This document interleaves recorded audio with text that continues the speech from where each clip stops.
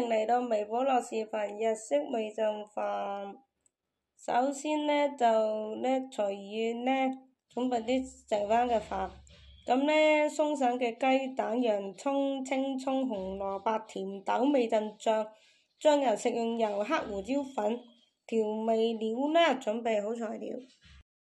將所有嘅食材全部切好備用。喺炒鍋中加熱1大匙食用油，將打散嘅雞蛋倒入鍋中，炒至熟透後盛出備用。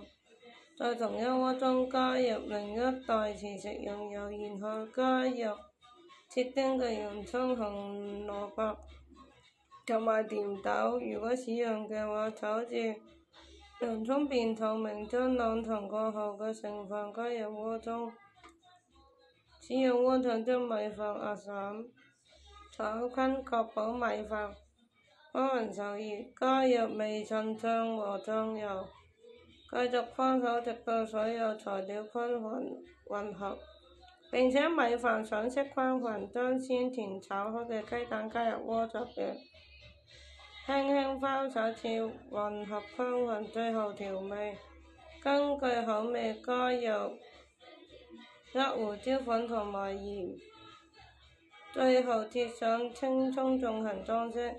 將炒飯盛出，可以搭配一些醃菜或者海苔享用。這道日式味噌飯簡單美味，非常適合當作午餐或晚餐。呢個可以根據自己喜歡添加其他配料，大家記得點讚。